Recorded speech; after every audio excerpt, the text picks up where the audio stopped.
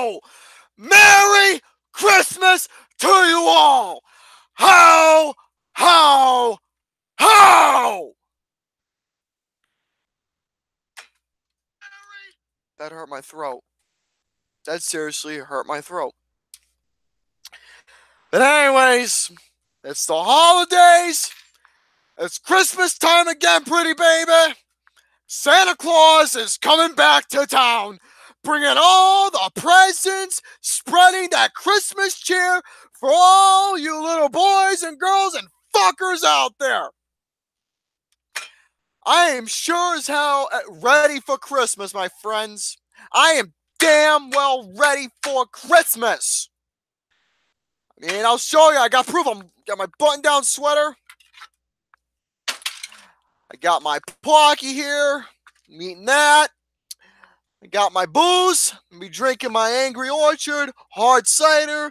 It is the whatever flavor this is. It's a raspberry flavor. I got my wrapping paper to wrap up some presents.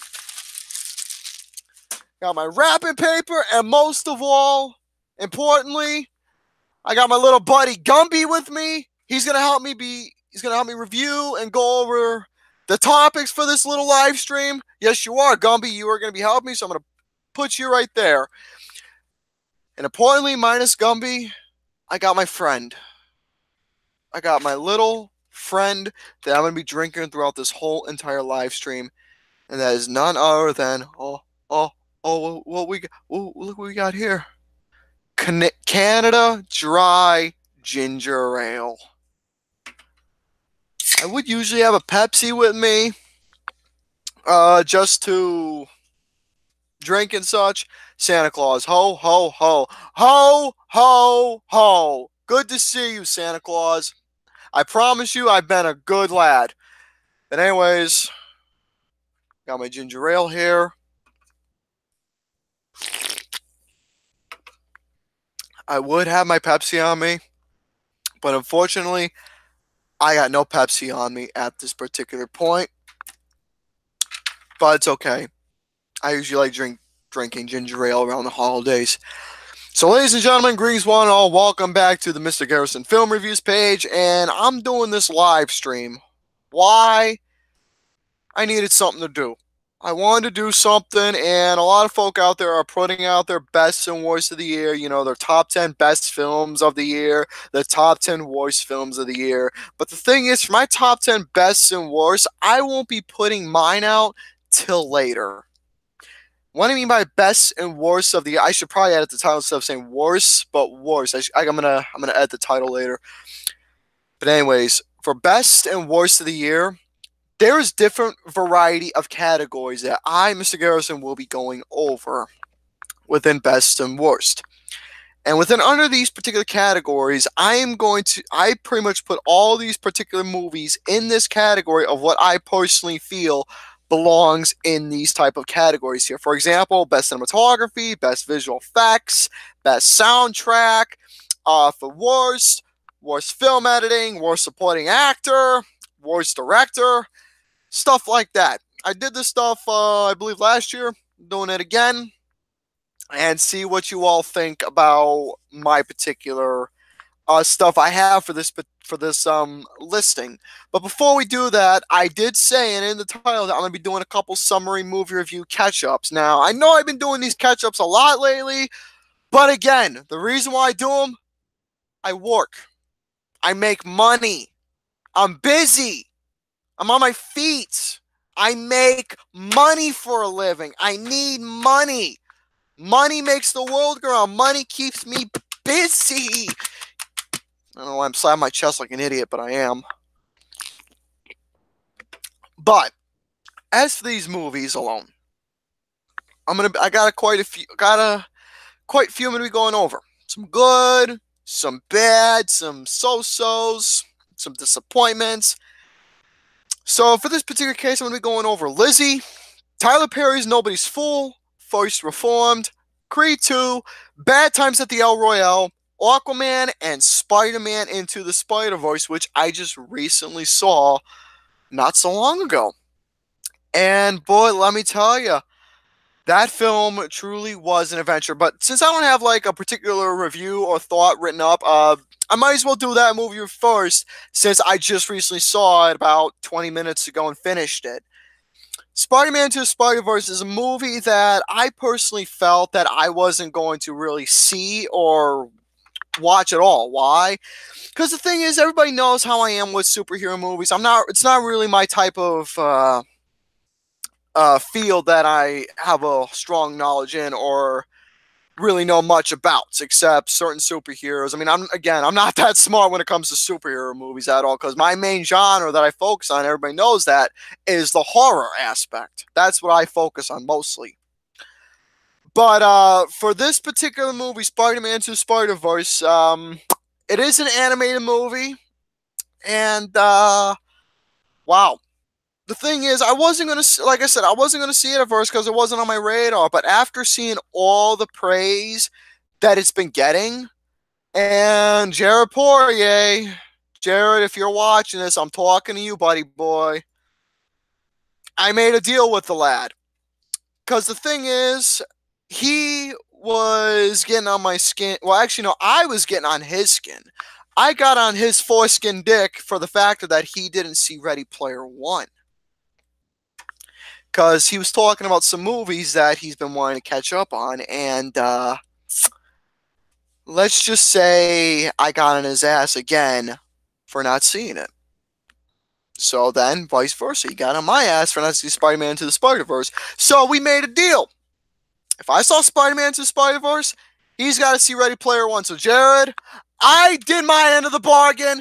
You gotta see Ready Player One now. I just saw Spider-Man Into the Spider-Verse, and goddamn, it was awesome. So yeah, Spider-Man Into the Spider-Verse is a movie that was truly an incredible journey to behold and to watch, and it was something that, going in blind, I never really thought that this was going to be something special. I really didn't think so at first. Just the title alone didn't really speak out to me, even though I didn't see any trailers. But wow, this film had some of the most stunning animation I've seen literally within the whole year. It is actually, no joke, the most stunning animation I've seen since Kubo and the Two Strings. And no joke, this actually somewhat reminded me of Kubo and the Two Strings. Why? It was just, I felt there was a somewhat same balance within the animation alone, and it was just fucking beautiful. Just the animation alone was absolutely beautiful and made it stand out with the visuals, the cinematography.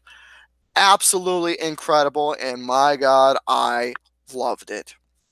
So the story alone, kid goes into this world, meets up with these different Spider-Mans and faces all these villains, blah, blah, blah, blah, blah. I'm not going to really go in the story that much, just want to give my perspective.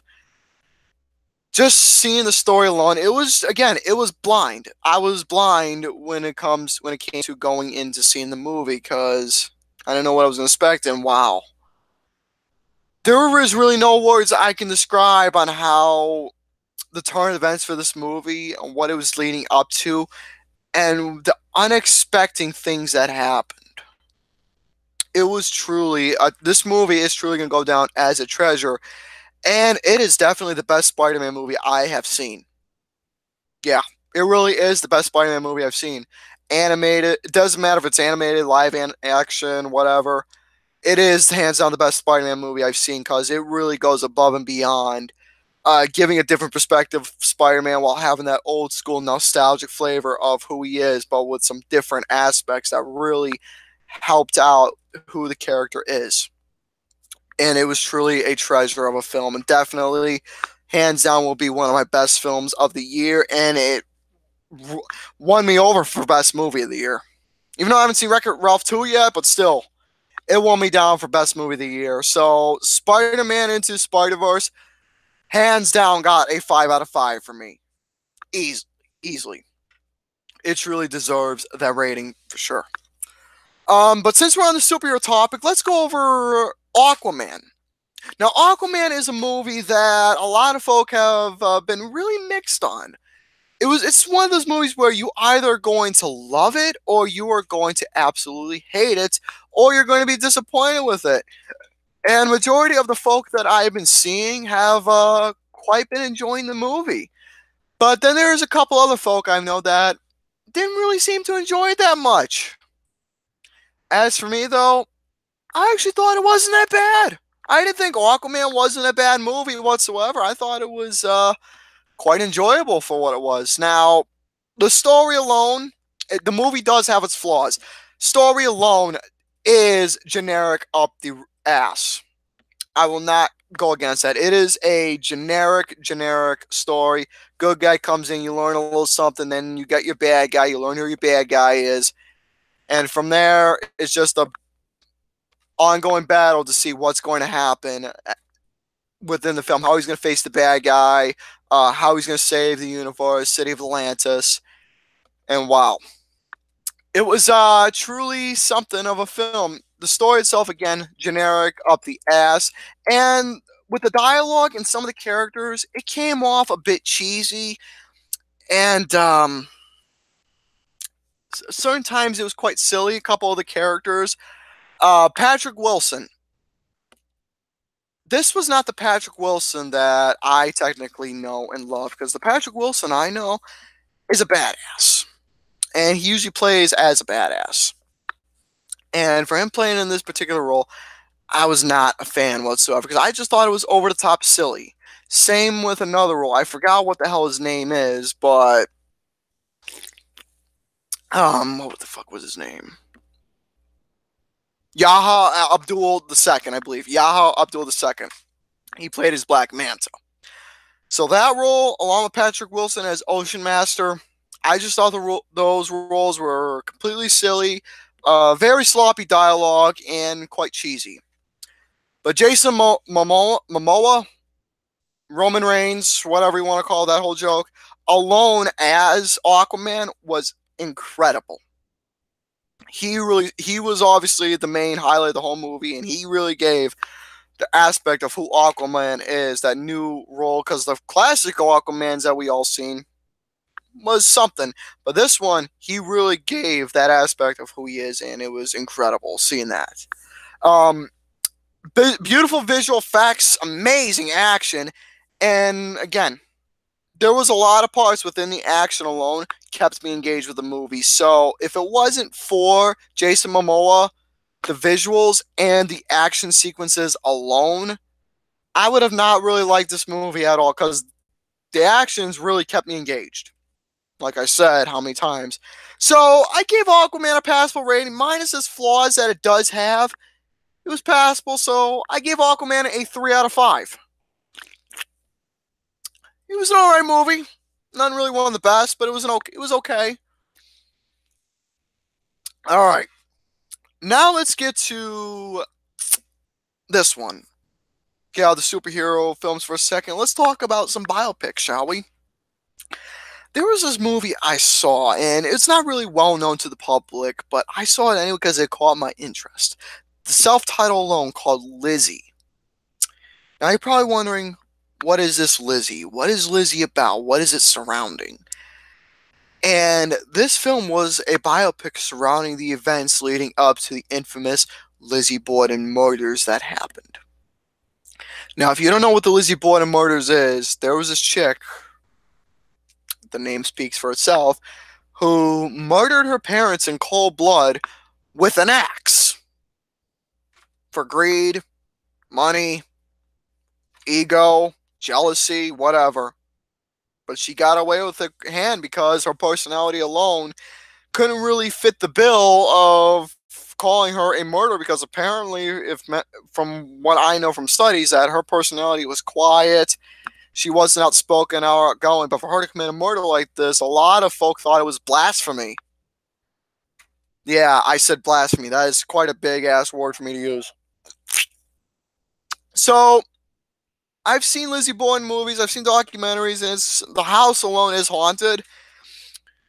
But when it came time to seeing a movie about Lizzie Borden, it got my interest, and it's an independent film. So I saw the movie, and it really. What the fuck is this shit? Oh my god. I'm sorry. I got a message from somebody, and apparently sent me a video of tits. You know, I'm trying to do this here, but when it comes to me live streaming, there's folk out there who love distracting me. So a buddy of mine sent me a video of tits.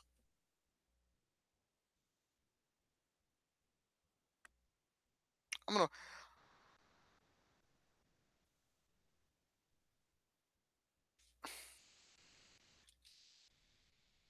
fucking hell, dude.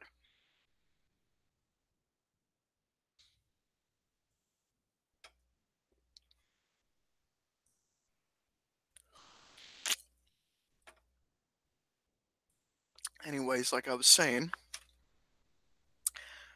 the movie alone was surrounding Lizzie Borden and the events that happened before the murders, along with the twist showing a love life side with a maid. The film alone does actually keep you engaged with the storytelling. It features great performances from Chloe Sevigny, I believe I'm pronouncing her name wrong, and Kristen Stewart. Kristen Stewart, between the main actress and the supporting actress, I was actually really engaged with Kristen Stewart's performance as the maid because it really showed a different aspect of what the film is surrounding, and I thought it was incredible. But the thing is with the movie, though, it really does drag a lot with its pacings, and it has a tendency to bore the everlasting shit out of you. So really, the film itself, it's an interesting movie with a story, but the thing is, it has god awful pacing, and it wasn't really all that exciting to watch.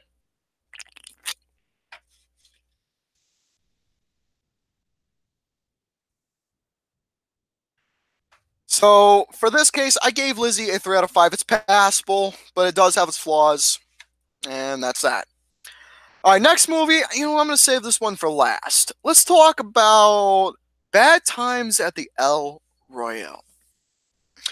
Now, Bad Times at the El Royale, no, I didn't really listen or watch or read that many reviews surrounding the movie, and when I saw this, it does have flaws again, but the thing is, it's a movie that has an outstanding cast to it. It really does. The cast alone was completely intriguing. It has an interesting story that leads up to events that you either do or don't expect at all. So the thing is, with all the events that happen, it is a mixed batch. You will predict some events that you will see coming, and you will, and some events that you won't see coming at all. So a lot of things happen that was in the 50-50 range. So it is a film, at least from my perspective, that it does have an extremely slow pace and does drag a bit at certain points. And the thing is, look at the film. It's about what, 2 hours long?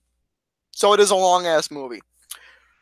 But again, just like with Lizzie, I did find myself getting bored at certain parts, but in the end, it does lead up to what transpires with a lot of the characters, their backstory. And speaking of characters, there was some characters that, for me, had very little description within their backup, within their backstory.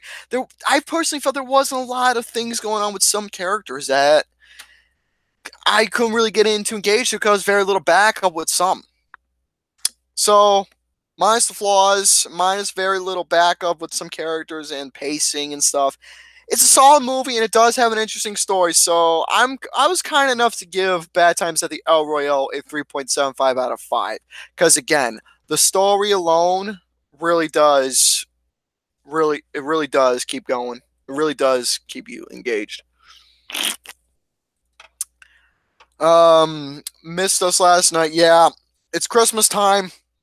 So we were busy and we couldn't really do flicks. So stay tuned for the next episode that will be happening next Sunday, folks, for Flicks with the Dicks as we do episode number 67. We'll go over different topics and so on and so forth. All right, next up we got here. Let's talk about a movie that I wanted to like. I wanted to like this film because for this being a quote unquote coming of age where it's not, but having that feel to it, I wanted to like this. The story alone is a priest. He is a success. He's successful for what he does, speaking the gospel. But the thing is, in his own mental mind, you're starting to wonder. He's starting to wonder that does he really have the faith in the Holy Spirit like he did then, and does he still have it now? And a lot of people try to help this guy to really see and help him a lot. Give him all the advice that he needs to see if he has the faith or not. But the thing is, the story, it there is something there. But the problem is with First Reformed, it just didn't work because it was under the wrong company's name. You know who I'm saying, right? A1 steak sauce or A24. Now, look at Love, Simon. It is the only coming of age minus is the only film that I've seen that surrounded life situations. And that film worked. It was under a different name, it was under a different director, and it actually had a story that kept you really engaged with what's going to transpire. But the thing is with this one, see, here's why. You know what? Let me just break away from First Reform for a moment. Let me talk about my problems I have with coming of age films these days and why I don't like them.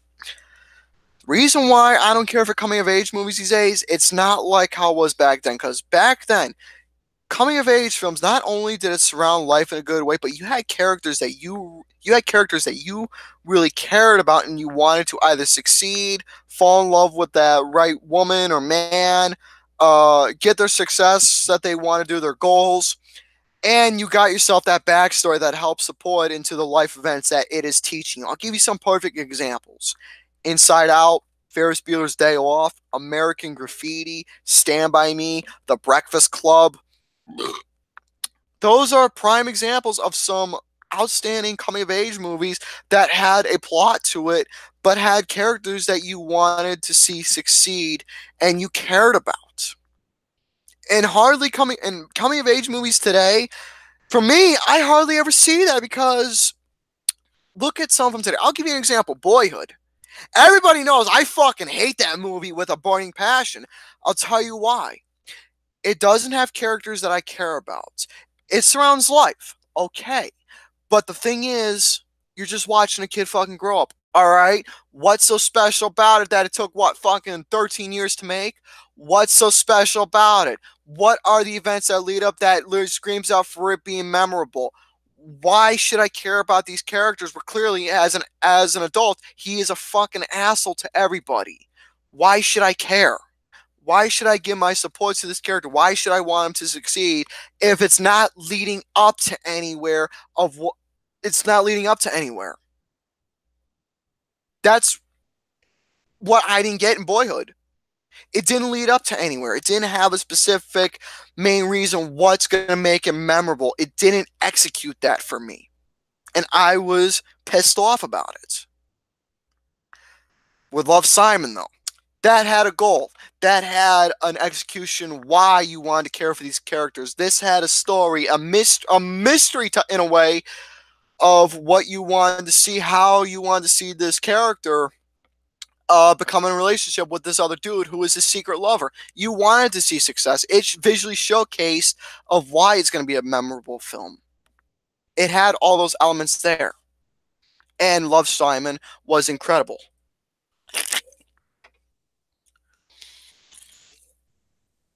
So anyways, with First Reform though, the story alone minus the coming of age stuff I'm talking about with life.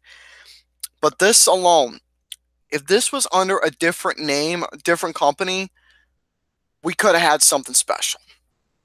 I was not a fan of this film at all. But the thing is, Ethan Hawke, he had the look, he had the appeal. But the problem is the execution of how it came off just didn't work. And the thing is, I don't even hate this movie. I was mostly aggravated with the turn of events of Ethan Hawke as the priest with how he's coming off, because the thing is, he was a dickbag treating everyone like shit.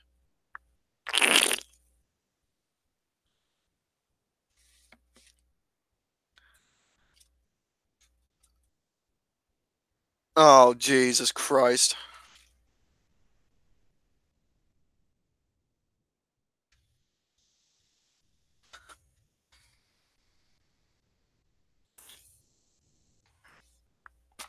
But anyways, I was disappointed as hell with First Reformed. I was not a fan of it. And the thing is, with the camera work though, I was absolutely distracted. I was absolutely not a fan of the camera work whatsoever. I felt like I was watching a screensaver. I really did. There was like what? How many times it was moved? Maybe two or three times? Yeah, that's it. But I felt like I was watching a still screensaver. So overall, first performance in this movie, I gave a 1 out of 5 to. Absolutely disappointing.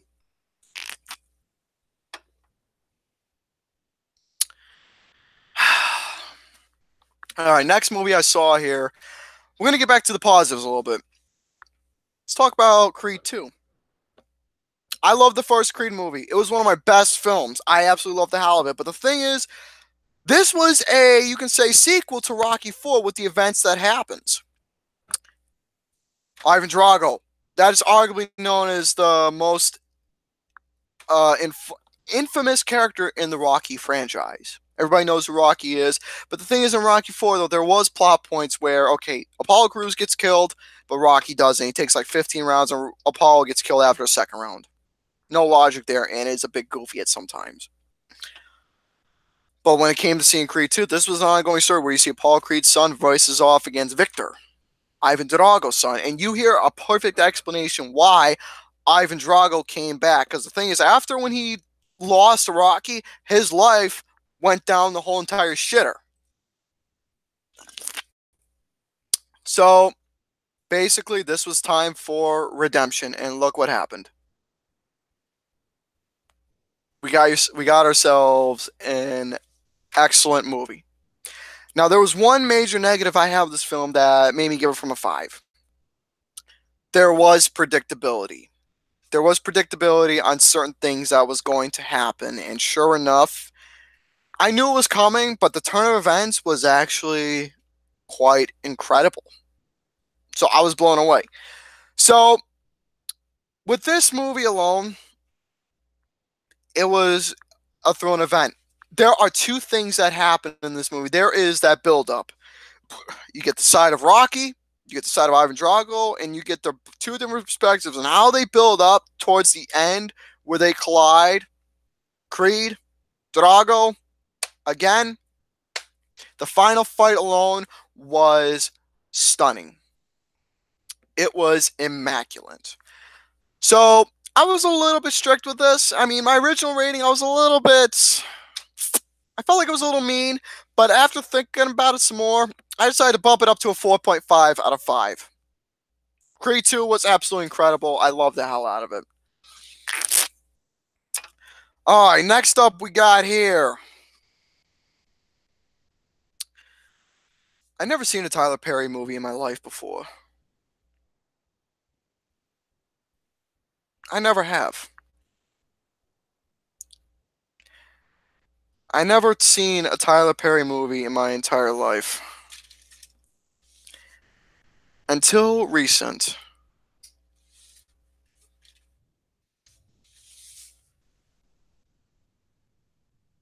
This one was a film that I was not planning on seeing, but after hearing certain elements, and especially with what transpired,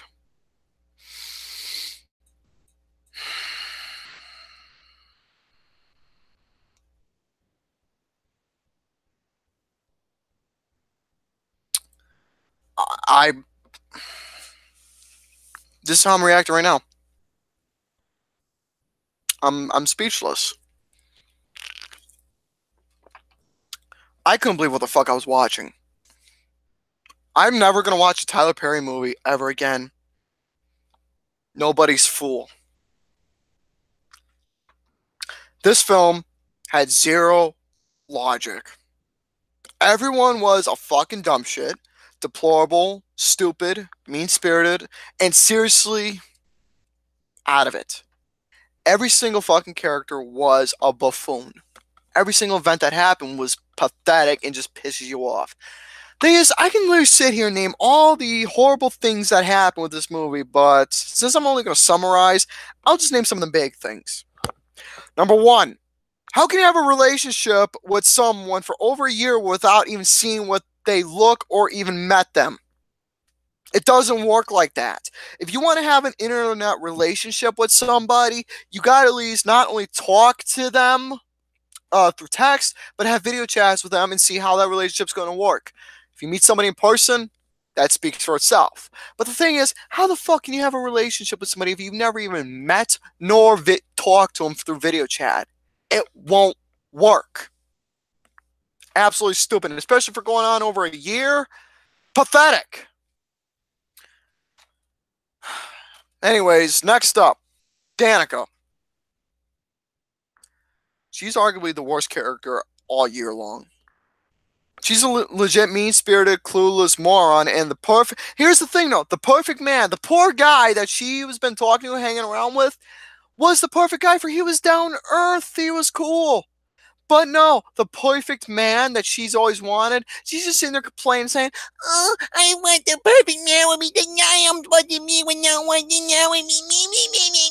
Shut the fuck up." So for this particular case, the perfect man that she was hanging around with, complaining to, it was right in front of her the whole entire time. I just kept slapping myself in the head, or I wanted to bang my head against the wall because I was literally I was getting fucking pissed. So no fucking logic. Also, the word bitch, it was spelled wrong on a tattoo. It's spelled B-I-C-T-H, not B-I-T-C-H. So, stupidity with the spelling. Now, here's a personal note that really made me hate this movie so much. Its own rendition of Say Anything, where they recreated the infamous boombox scene. That's what really pissed me off and wanted to break almost anything that was in front of me. I fucking lost. It brought my piss to a boil. It brought my shit to a whole new stank out of any stanks. That didn't make no fucking sense. I was pissed. So, bravo Tyler Perry for making a garbage movie with garbage characters, garbage story, zero logic, mean-spirited fucktards. I don't understand how this asshole's got a following. I will not understand it, dude. How the fuck does this dude have a following with his films that he does? Because I don't even need his Medea movies that apparently has a quote-unquote fan base. I don't even need to watch no Medea movies because watching Nobody's Fool spoke for itself. Major 0 out of 5, and you damn right are going to see this movie on my worst list. Hands fucking down.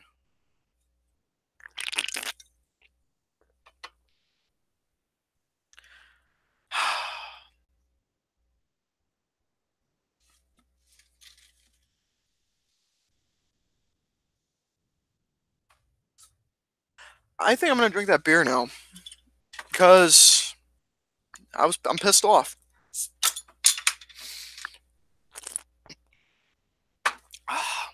I should have kept this in the, I should have kept that in the fridge, dude. But I didn't. This is the only Tyler Perry movie I've ever seen, and that's sure as hell the first and last one I'm going to ever see. So, ladies and gentlemen, that's going to have to do it for the movie reviews. Some good stuff, some bad stuff. All in all, that's just it. So, ladies and gentlemen, it is now time to go over a category. It's now time to go over different varieties of categories here.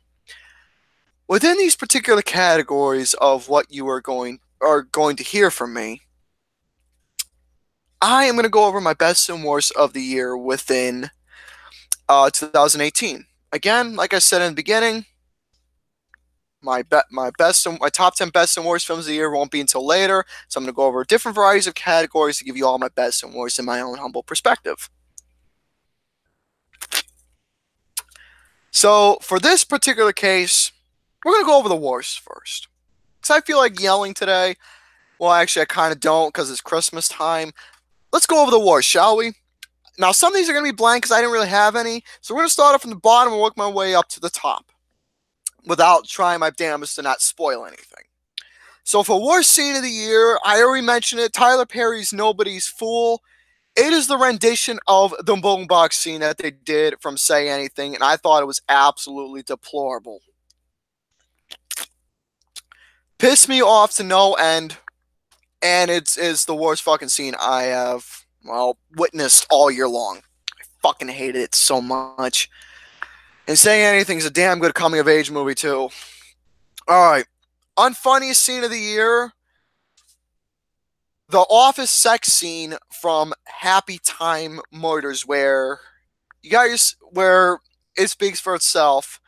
Silly string going everywhere, where they're quote unquote fucking, and after the dude busts a nut, it just goes all over the place. See, other folk I know who've seen this movie, they laughed at it. I'm just over here watching this, thinking to myself, this is absolutely stupid, dude. I fucking hate it so much. Absolutely stupid. Didn't make me laugh at all. Garbage.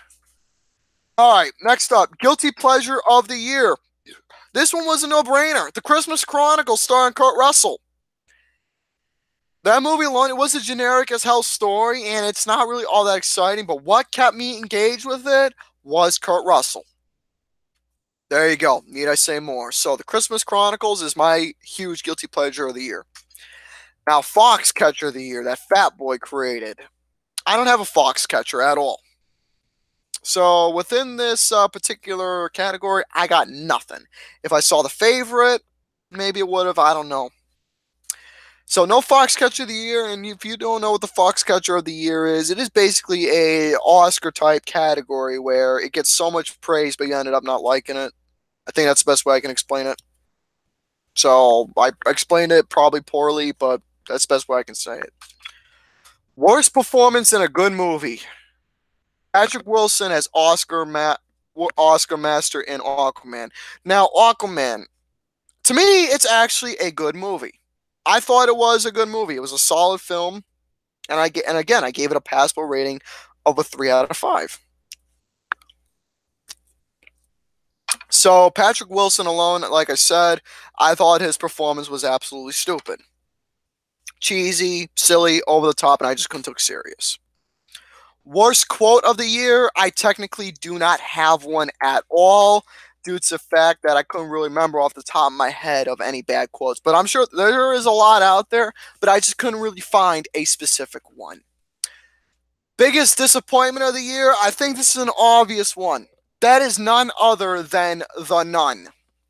Everybody knows I love the Conjuring franchise, and I was looking forward to this film. And again, I felt so bad for telling people to not spoil anything. And after all that, I felt horrible.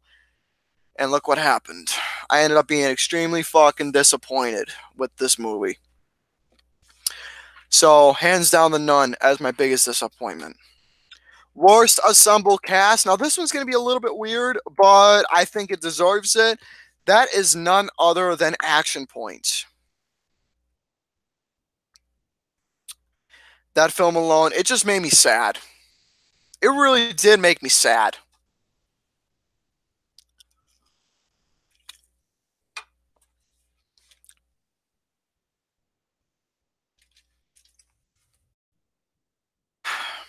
I was sad. I really was sad because the thing is with Jackass, though, everybody knows Jackass, and it was an amazing series. In the 3 movies, it was perfect. But the thing is, when it came to Action Point, it wasn't even necessary. Jeff Tremaine didn't do it. Dick House Productions didn't do it. And just seeing it along with Johnny Knoxville and Chris Pontius, it was just sad. It really was sad, and just wasn't funny. It was stupid. Worst ending and worst intro, I technically do not have anything. I do not have anything at all. I know, I feel shamed. All right, now most overrated and most overappreciated. I'm just going to keep this all into one because it is just one movie. Hereditary. Yeah. Hereditary is my most overrated and most overappreciated film of this entire year. To me, it's not a good horror movie. It's not a perfect horror movie. It doesn't scare me. It doesn't creep me out. It doesn't intimidate me. And it does not give that satisfaction of it being a quote-unquote best horror movie of the year. It really doesn't. I fucking hated Hereditary, dude. I thought it was over the top. I thought it was ridiculous. It was laughable. The way they used possession, and my personal perspective, I just thought it was wrong. I can think of some movies now that actually did possession a little more.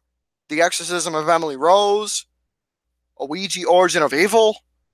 The Exorcism, The Conjuring. There you go. I just named a couple. Paranormal Activity 3. I mean, I might be wrong, but still, you get what I'm going with that. Uh, VHS 2. Yeah, I just gave you some movies right now that did Possession better than this. In those movies, the Possession was done right where it creeped me the fuck out and it actually got me scared. In this movie, you think banging on your desk and looking at yourself in the mirror, giving yourself your reflection giving you a creepy smile, then you scare yourself and bang your head on the desk is possessed? No, that's just laughable. Toni Collette doing those faces. This was her throughout the whole movie. Let me show you.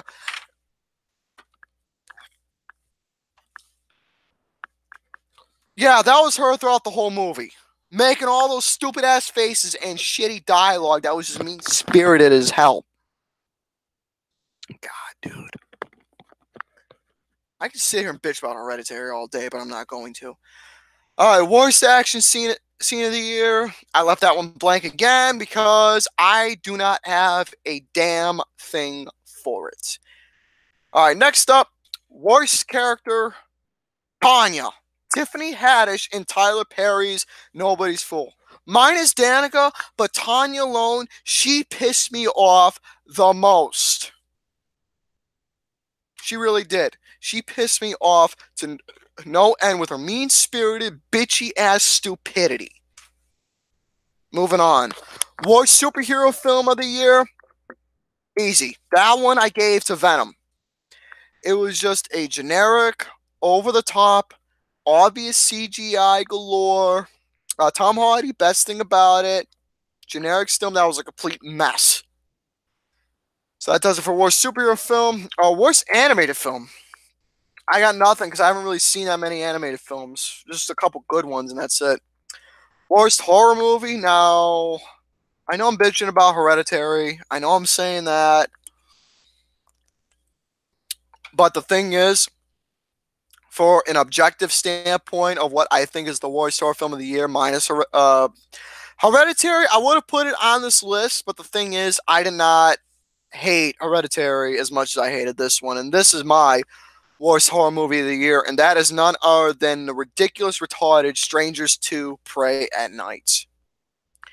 This was the goal was trying to do its own rendition of an 80s cult classic horror, quote unquote.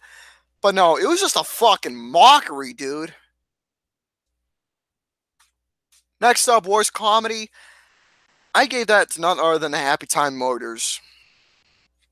That speaks for itself and how much I absolutely hate it.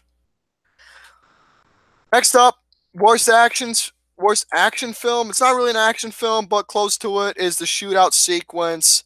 What is this for? Oh, I put in worst action film. I meant to put worst action scene. Oops. Worst action scene. I put the shootout sequence in the Happy Time Murders. Garbage, slow motion camera that wasn't even necessary.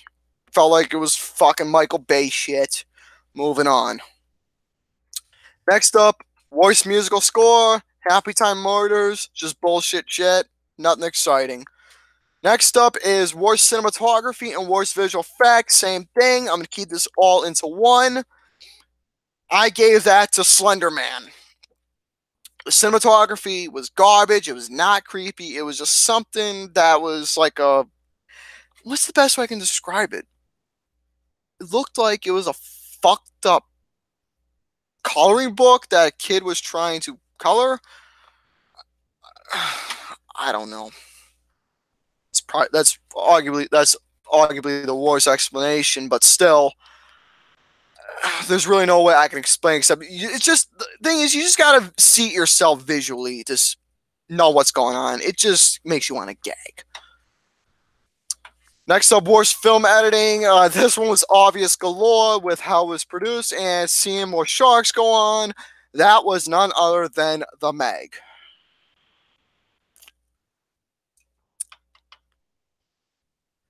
Yeah. I don't like watching a lot of shark movies unless if it's Jaws. I don't like watching shark movies. The only shark movie I like watching is Jaws. That's it. Next up, worst screenplay. I already talked about it. Tyler Perry's Nobody's Fool.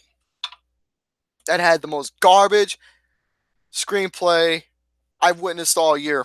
Because there was zero fucking logic to any of it. Next up, worst supporting actress. I gave it to Gillian Jacobs for Life of the Party. Her performance was just completely drag and pathetic. Worst supporting actor. I gave that to Joel McHale in the Happy Time Murders, who played as that retarded, ridiculous, stupid cop that was just all over the place with how he came off. Oh, he was fucking happy for a moment, next he's bad and giving unfair treatment. Bipolar prick. Alright, worst actress. I actually gave this to her as a whole within the movie she's played in. Life of the Party and the Happy Time Murders, I gave it to none other than Melissa McCarthy. She hasn't been in anything good for the past. I don't even remember. I haven't seen her in anything good in God knows how long, dude. And it's quite a shame, really. More Melissa McCarthy keeps playing in these comedy films with Balvin Falcone directing these. It's just going to keep going down and down and down and down. Next up, worst actor. I gave that to Jamie Dornan for 50 Shades Freed, where he plays as Christian Grey. I don't even need to explain. Now, worst director. I gave that to both mixture of Ben Falcone and Tyler Perry because of their movies of The Happy Time Murders and Tyler Perry's Nobody's Fool. Both of them equally. What's the best way I can describe them equally? They suck. They absolutely suck as directors and can't make a good movie. It's all for this. It's not their movies are not entertaining. The movies have poor, pathetic dialogue, pathetic screenplays, pathetic everything. Literally, if you're making a comedy, what's the purpose of comedy? To entertain and make people laugh, not give stupidity. Folks, let me just break away from this for a second. Now, as for worst film, I'm not even for worst picture. I'm not even gonna bother announcing it. You're just gonna have to wait till the list of the best and top 10 best and worst of 2018. I'm just not gonna say my worst film because I don't want to give too much away.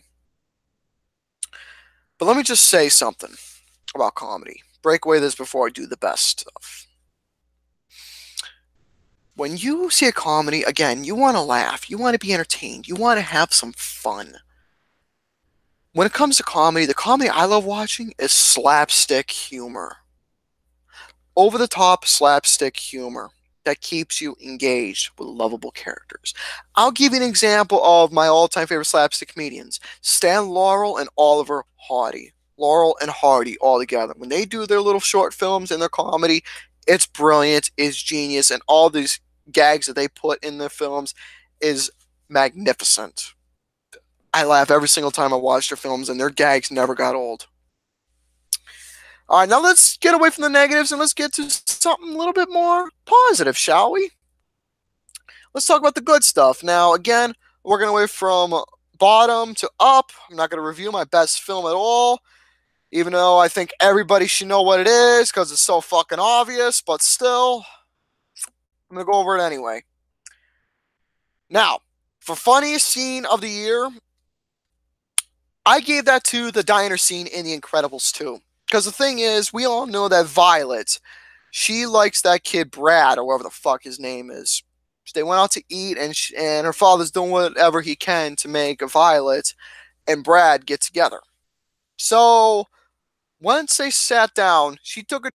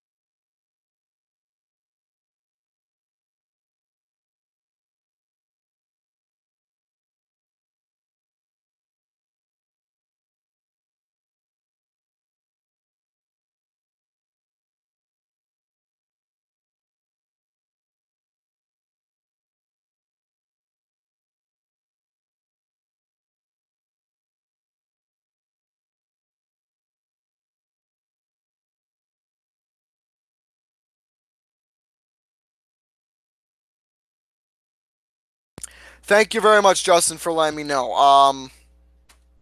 I think you all missed it when I said biggest surprise.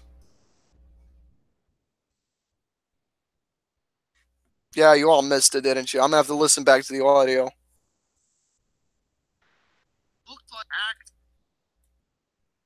Wow, I was on mute for the whole fucking time.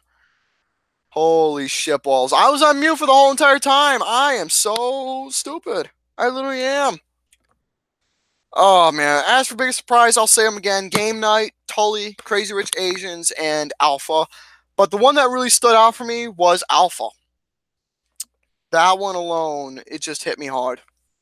Now, as for best ensemble cast and best ending, I gave them both to Avengers: Infinity War. Ensemble cast, it speaks for itself and who played in it. All the reprised roles of Spider-Man, Thor, Guardians of the Galaxy, Iron Man, Doctor Strange, etc., etc. It was incredible to watch and seeing all those roles brought back and seeing everything that happened. Wow, which leads up to why it is best ending of the year because you want to see what happens next. You want to know what's going to happen. How are they going to fight off against Thanos? How are they going to beat him since he's got the power?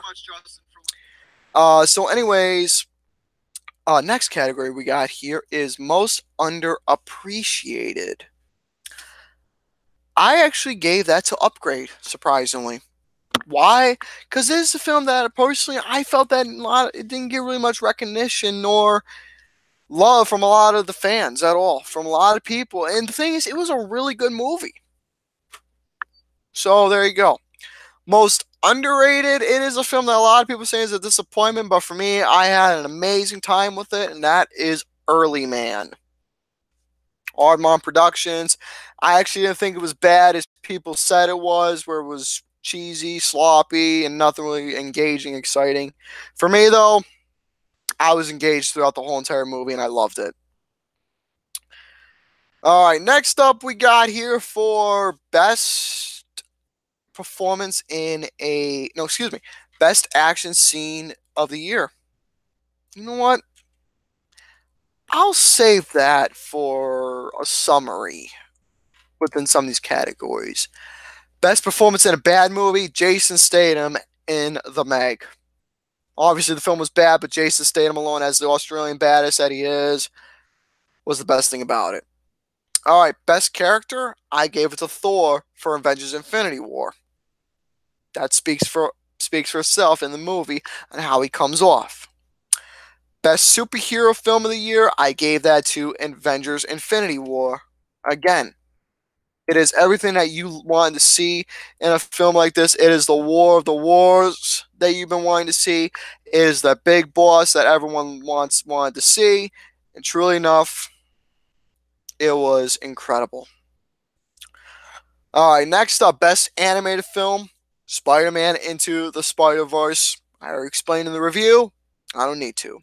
Best horror film of the year. I actually gave that to David Gordon Green's Halloween. Now, this is a horror movie that was done right. It has the build-up. It has the suspense. It has the characters that not only you love, from the John Carpenter's Halloween, but it is the same character, same look, same everything, but with a new era type feel to it, and how it was built up towards the very end was badass and incredible. This is what you call a horror movie that has a classic vibe, yet with a new school vibe feel to it. Outstanding performance from outstanding film from David Gordon Green, and yes, when I do watch it again, I still get the John Carpenter vibe from it. All right, next up, best comedy. I gave that to The Incredibles 2. That film had me engaged, laughing, and such a smile on my face throughout the whole film. Loved it. All right, best action. All right, for best musical score, I gave that to Halloween. Why? John Carpenter. He did the music for the movie and how him repricing the Halloween theme and that classic vibe, knowing who John Carpenter is, it spoke for itself. All right, next up for categories here, what do we got?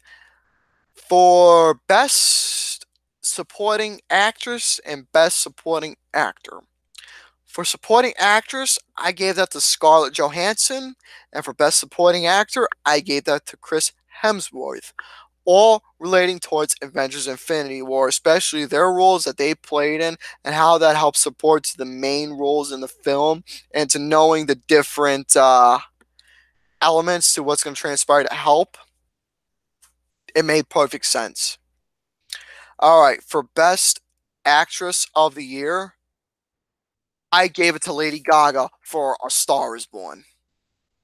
For Lady Gaga, for someone like her, she has changed a lot within the music industry. For her appearance, she's really won me over, and I was so fucking happy with how the events turned out. And it was an emotional roller coaster seeing her.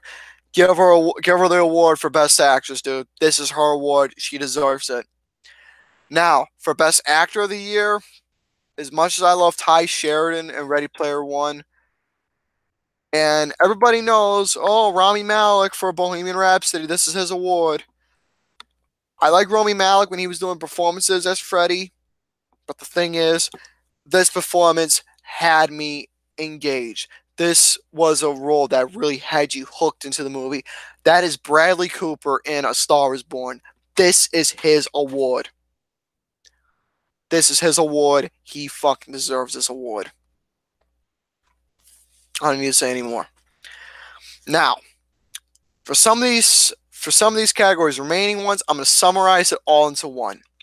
For best scene of the year, for best intro, for best action film, best soundtrack, best visual effects, best cinematography, best film editing, best screenplay, and best director, I gave all that to Ready Player One. Why? Because the movie alone is a modern day masterpiece. It had every single element that you would expect in the English language dictionary of film that you want to see in the movie. It was all there. It had the cinematography. It had the fucking screenplay of this simple plot story that went a long way, going above and beyond with its Easter eggs that played so well. It had that beautiful visual presentation of like a cyberpunk type vibe to it, you can say. The soundtrack alone, amazing score, and a lot of the songs from the 80s put into this movie, it fit well. The film editing with a lot of the scenes, the racing scene for scene of the year, the race sequence with all those cars going off for that prize to continue on, the suspense for that, the built up, the action, it was priceless. What else? The best action film, again, same thing, absolutely priceless. The best intro, the film alone, how it started off, it just got you pumped for more, and it just got you engaged in what you wanted to see happens. I've watched the movie how many fucking times already, and I just wanted to keep thinking, and wanting to see more and more and more. And in this, I fucking loved it. I absolutely loved everything about. I love absolutely everything about Ready Player One. I really do. I seriously do. As for Best Picture, I don't even need to say anything. So anyways, that is my best and worst categories of the year. I went over everything that was needed to be said. I tried my damnedest to explain myself. Again, two things. I apologize for being on mute for a couple minutes, and I do apologize for getting distracted, but people love sending me titties to look at during my live shows. So for this particular case, for each of these, I hope you all enjoyed this little live stream. What are your best and worst of the whole entire year? Please leave it in the comments down below. I would gladly love to know exactly. Are you pumped for 2019? What are some of your most anticipated films for next year? That is pretty much it. So as for the next live stream, stay tuned for the next Flicks with the Dicks episodes coming up. Stay tuned for the most and least anticipated films coming for 2019. That stream will be featuring myself, Cubby, Lucas, and Austin, like the usual. Um, Stay tuned for more film reviews to come. Stay tuned for skits. Stay tuned for a lot of different crazy things to come on this channel. Subscribe to the NG2C Network where you'll see gameplays, Serial Insider, Romy shenanigans, and other crazy bullshit, especially gameplays. So that's pretty much it. I did put the link down below for you to check out the NG2C Network. Please give me all the support needed on that page. Subscribe to the Mr. Garrison Film Reviews channel. And folks, I hope you all have yourselves a Merry Christmas.